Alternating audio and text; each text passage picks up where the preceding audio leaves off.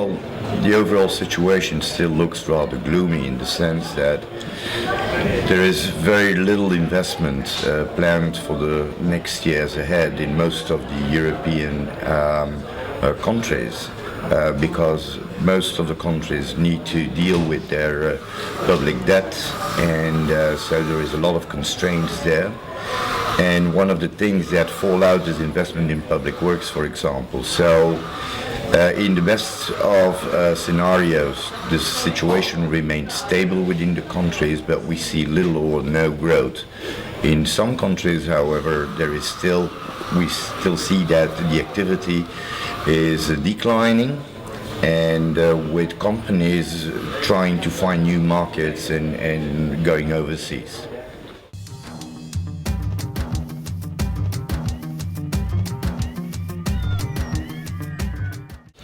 Well, I think that most of the companies have to reflect on themselves and try to understand whether they are still in the right market segment, whether they need to diversify, whether they need to adapt their business model, whether they need to seek for new markets outside their own country.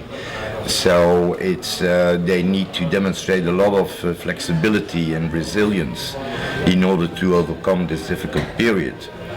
We have seen a lot of creativity also in order to deal with the situation. Like, for example, companies are reluctant to laying off good staff, but what they do is they put them on temporary unemployment, for example, or they hire their good staff to other companies who are in need for a limited period of time for certain skills. So they need to be very creative and try to find ways out of this situation. We have no idea so far when the economy will pick up again, and we believe the situation might better in 2-3 years, but before that I think little will happen.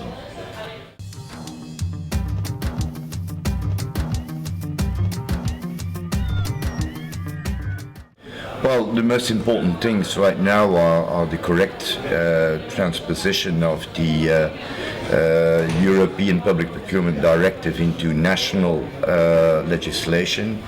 The challenge will be to transpose the letter and the spirit of the directive as it stands today into national legislation.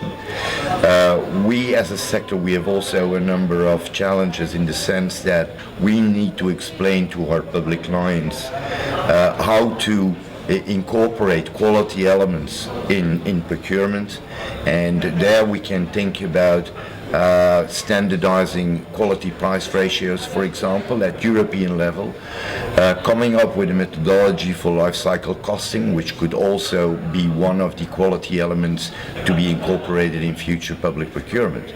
So there is an agenda both for the national legislators and for us as professional bodies to monitor the development of the transposition into national legislation, and as a profession we have the obligation of taking a leading role in future development in order to improve procurement as such.